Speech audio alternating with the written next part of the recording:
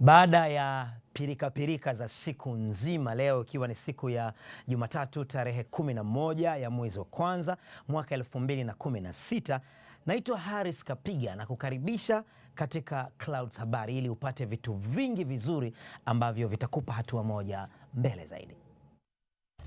Wewe ni Mtanzania wa kisasa ambaye una mambo mengi ya kufanya, na kwa kuwa wewe ni muhimu kwetu, taarifa unazozitaka si nyingi bali ni zenye undani wa taarifa. Haustahili kupewa urefu wa taarifa bali taarifa za kina. Katika dunia ya sasa, Habari Clouds ni chombo sahihi kwako kinachoshindana na muda halisi kuhakikisha unapata taarifa. Taarifa za kina ndio muhimu zaidi. Karibu kwenye Habari Tanzania. Mgombea urais wa Zanzibar kupitia chama cha wananchi CUF, Maalim Seif Sharif Hamad, amemwomba Rais wa Jamhuri ya Muungano wa Tanzania Dr. John Pombe Magufuli kuingilia kati ili tu kutatua ufumbuzi au kupatia ufumbuzi na mvutano wa kisiasa visiwani humo. Taarifa iliyoandaliwa na Ntebashima Edward inasomwa na Jacqueline Kombe. Kijukwaa hiki cha kuzungumzia kipo katika wakati mgumu baada ya kulazimika kubeba vipaza sauti lukuki kutoka vyombo mbalimbali vya habari nchini na kwingineko ulimwenguni. Hali hiyo inaashiria uwepo wa jambo zito ambalo kila mwananchi ana hamu ya kujuzwa baada ya mazungumzo baina ya wagombea urais wa CUF na CCM na marais wastaafu wa Zanzibar. Wakati kila mtu akiwa na shauku hiyo, hatimaye mgombea urais wa CUF Maalim Seif Sharif Hamad anajitokeza na kumwomba Rais Dr. John Magufuli kuingilia kati mzozo huo wa kisiasa visiwani Zanzibar. Kwa kuwa suala hili ni kubwa na limeathiri taswira ya nchi yetu mbele ya jumuiya ya kimataifa kwa kiasi kikubwa, na hasa kwa vile Rais wa Jamhuri ya Muungano wa Tanzania Mheshimiwa Dr. John Pombe Magufuli wakati alipozungumza na waandishi wa habari, tunaona wakati umefika yeye mwenyewe aongoze juhudi zenye lengo la kufanikisha hatua zilizopendekezwa hapo juu. Mbali na ombi hilo, Maalim Seif anaelezea kuwa hayuko tayari kurudia uchaguzi mkuu visiwani humo kwa madai kuwa mwenyekiti wa tume ya uchaguzi Zanzibar ZEC Jecha Salum Jecha alikiuka taratibu. Kurejea uchaguzi bila kupatia ufumbuzi juu ya hali juu ya uhalali wa uamuzi wa mwenyekiti ni sawa na kuhalalisha kitendo cha mwenyekiti na kutoa ruhusa kuwa huko mbele anaweza kufanya tena kitendo kama hicho au tume inaweza kufanya kitendo kama hicho. Dr. Onesmo Kiauke ni mchambuzi wa masuala ya kisiasa nchini, na huu ndio mtazamo wake kuhusiana na msimamo wa Maalim Seif.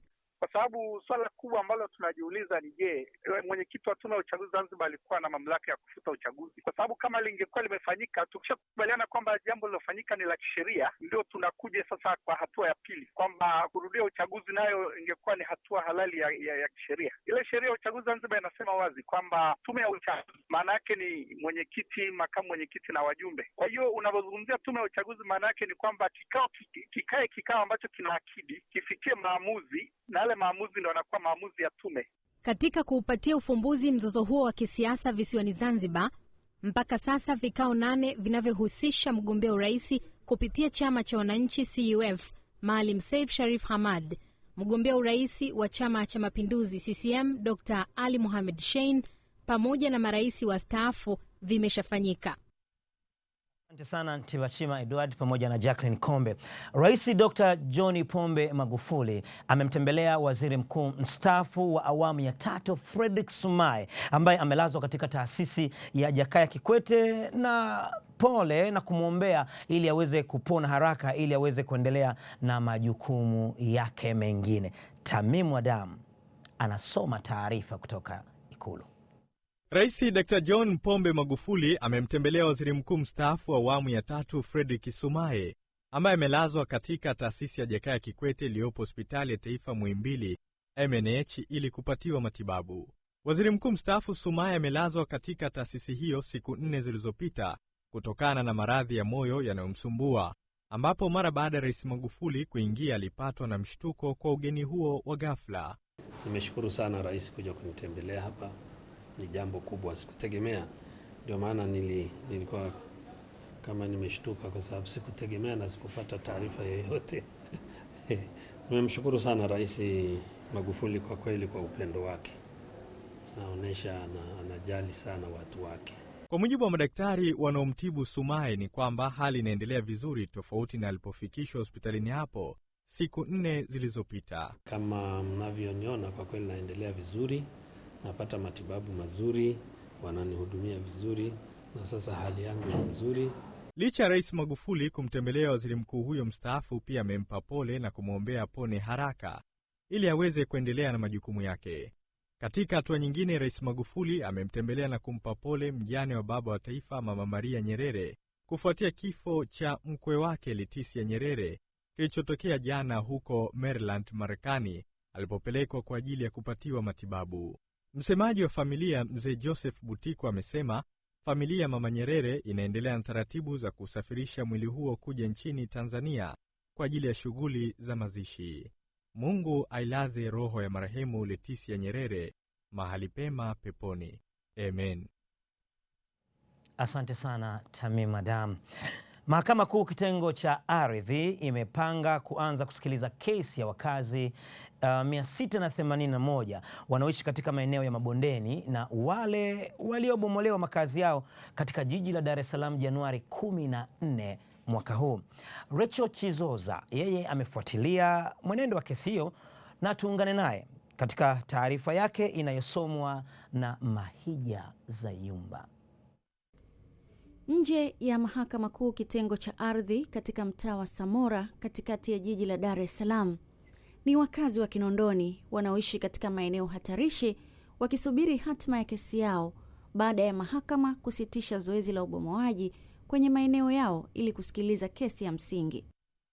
Ndani ya mahakama kilichokuwa kikisubiriwa ni lini kesi hiyo itaanza kusikilizwa mbele ya Jaji Panterin Kente wa Mahakama Kuu ya Ardhi ili kuweka wazi mbivu na mbichi kuhusu wakazi hao ambao baadhi yao wanaishi maisha magumu ya kulala nje au katika nyumba zisizokuwa na mapaa kutokana na kutii amri ya serikali iliyowataka kuondoka kwa hiari. Majadiliano yakafanyika baina ya jaji na mawakili wanaosimamia kesi hiyo na kuja na maamuzi ya kuanza kusikilizwa kwa kesi hiyo ifikapo Januari 14 mwaka huu, ambapo wakili wa wananchi hao amezungumza na Clouds TV kuhusiana na kuwepo kwa taarifa ya serikali kuahidi kuwafidia wananchi watakaokuwa na sifa za kufidiwa. Mwanasheria wa serikali ambaye yuko mahakamani amesema taarifa hizo yeye hana, na kama kuna taarifa basi itakuja. Kwa hiyo taarifa rasmi ya serikali bado haijaja mahakamani. Kwa hiyo mahakama haiwezi kuyafanyia kazi mambo yale, inatakiwa yaje rasmi. Mwanasheria mkuu wa serikali ayalete, kama kuna maelekezo yote ya serikali, kama ni kuna kulipa fidia, basi yaje rasmi mahakamani ili mahakama iweze kuyaingiza kwenye rekodi. Mbunge wa Kinondoni ambaye ndiye alifungua kesi hiyo ya uwakilishi Maulidi Mtulia akatoa mrejesho kwa wananchi na kuwapa rai ya kutoyumbishwa. Mwanasheria ametushauri tusiyumbe kwa sababu kesi iko mahakamani. Yeyote mwenye nia njema na sisi haje mahakamani. Tusisikilize maneno ya wanasiasa huko wakaja wakatufanyia siasa tukatoka kwenye mstari. Katika kesi hiyo waleta maombi wanawakilishwa na mawakili wawili akiwemo Abubakari Salim na George Mwalali, huku wajibu maombi wakiwakilishwa na mawakili watatu akiwemo mwanasheria wa NEMC, mwanasheria wa serikali pamoja na mwanasheria wa manispaa ya Kinondoni. Rachel Chizoza pamoja na Mahija Zayumba, asante sana kwa taarifa hiyo. Kampuni ya simu za mkononi ya Airtel imezindua msimu wa pili wa kuwezesha vijana ujulikanao kama Airtel Fursa wenye lengo la kutimiza ndoto za vijana. Taarifa kutoka studio inasomwa na Musa Memba. Inawezekana ukawa umesoma sana, lakini tangu umehitimu masomo yako haujabahatika kupata kazi. Usikate tamaa. Inawezekana ukawa umebarikiwa akili na maarifa ya kutambua mengi, lakini mpaka sasa haujapata faida yoyote. Usikate tamaa. Kijana Mohamed Kigumi, mkazi wa Kiluvya nje kidogo ya jiji la Dar es Salaam, licha ya kupitia changamoto mbalimbali ikiwemo kupotelewa na zaidi ya vifaranga 100, alivyowezeshwa kupitia mradi wa Airtel Fursa.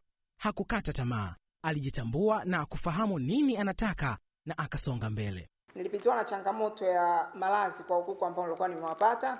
Kati ya kuku 150 ambao nilikuwa nimewapata, waliweza kupotea kuku 122. Walibakiwa kuku 28. Lakini sikukata tamaa kwa sababu mjasiriamali hautakiwi kukata tamaa. Nilitumia changamoto nikaigeuza ikawa faida. Niliweza kuzalisha kwa kutumia wale kuku waliobakia, niliweza kuzalisha kwanza vifaranga 100 kwa awamu ya kwanza. Kampuni ya simu ya mkononi ya Airtel kupitia mpango wa Airtel Fursa Tunakuwezesha imewafikia zaidi ya vijana 2500 kwa kuwapatia vifaa mbalimbali, na leo imeanzisha programu ya pili ya mpango huo itakayogharimu shilingi bilioni 1. We will invest more than 1 billion shillings in the empowerment of our youth through Airtel Fursa to enable them unlock their potential through entrepreneurship skills, business grants, and eventually online programs designed to be accessible on mobile phones. Nia na madhumuni ni kuwafikia vijana wengi zaidi na kuwapa vijana wengi zaidi fursa za kuweza kujiwezesha na kusaidia maeneo ambayo wanaishi na vile vile kuisaidia serikali kuweza kukusanya mapato.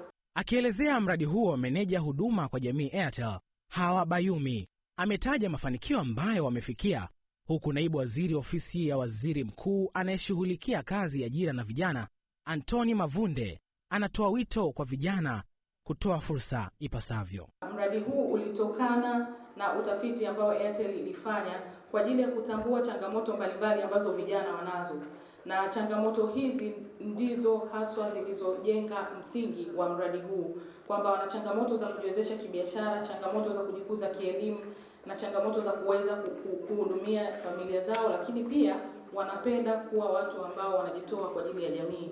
Ya fursa hii ambayo tunaipata kupitia Airtel ni fursa ambayo iko wazi kwa vijana wote nchi nzima. Kwa ni vema na wenyewe katika advantage ya fursa hii katika kuhakikisha wale ambao wamekwisha kuanza biashara zao, lakini wale ambao wanafanya shughuli mbalimbali ambazo zinahitaji mazingira ya kuweza kuwezeshwa, basi watumie fursa hii, na tumeona mifano ya vijana ambao wametumia fursa hii na leo wameendelea katika shughuli zao. Hakuna umaskini mbaya kama umaskini wa fikra, na umaskini wa fikra huwa unatolewa tu kwa kuingiziwa elimu ambayo ni bora, halafu naenda mbele. Kuongezea uwezo vijana ni jambo zuri ambalo Tanzania itatoka sehemu moja na kwenda sehemu nyingine. Hizo zilikuwa ni habari Tanzania, na hapo nimefika mwisho wake. Lakini sasa Mwewe kama ilivyo kawaida anatembea hapa na pale kuhakikisha kwamba anakuonyesha vitu vizuri. Twende tuangalie jicho la Mwewe siku ya leo.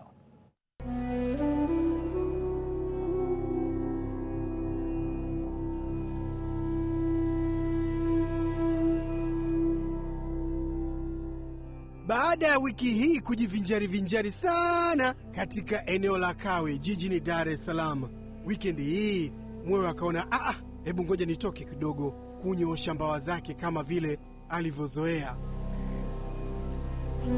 Karibu kabisa na kanisa Katoliki la Boko, akitokea Kunduchi kupitia barabara ya Bichi hadi Ununio hii hapa ya chini huku kuelekea Boko CCM, Mwewe akaona jambo. Kilichomshangaza ni hiki, yaani magari yanayumba katikati ya barabara. Akaona hii imekaaje, kulikoni? Kumbe ni yale yanayosema kila siku, hapa kuna shimo. Shimo hilo limeanza kuwa kama kijipu hivi, kikaachiwa, kikaiva, na sasa limekuwa bonge la jipu linalotakiwa kutumbuliwa. Hapa watumiaji wa njia hii ambao wana magari madogo wanatamani sana kugeuza kila wanapolifikia shimo hili lililopo hapa kwa zaidi ya miezi miwili sasa. Mwewe anakutuamisha jicho lake ili uone hali halisi. Huyu anakwepa huku na huyu anatamani apite upande huu ili mradi tu kusalimisha gari lake. Lakini wahusika wenye jukumu la kusimamia barabara hii, mko wapi? Au bado mpo sikukuu? Hivi ni wazi amfahamu kinachoumiza barabara hii? Kama mlikuwa hamkijui, basi Mwewe anaonyesha hiki hapa. Yaani malori yenye uzito zaidi ya tani 10 yamekuwa yakipita kwenye barabara hii na kusababisha madhara kama haya unayoyaona. Tayari yameshaharibu hapa na bado yanaendelea kupita hapa. Jamani, nendeni mkaiokoe barabara kwa kuzuia magari mazito zaidi ya uwezo wa barabara yasipite hapa. Hebu nendeni mara moja mkajionee kadhia hiyo. Mwewe amemaliza. Huyo anatimka zake. Asante sana Mwewe. Punde tutakuwa sote katika habari kimataifa. Habari inapatikana kila mahali. Hata hivyo, muda wa kusubiri saa kamili ili kupata habari haupo tena. Habari inapatikana kila dakika na kila wakati, kwa kutambua uharaka wa kupata habari kwa undani na si kwa urefu, namna unavyotaka kupata habari kwa kina na sio kwa wingi. Ndiyo maana Clouds inatambua hilo na kukupa Habari Clouds.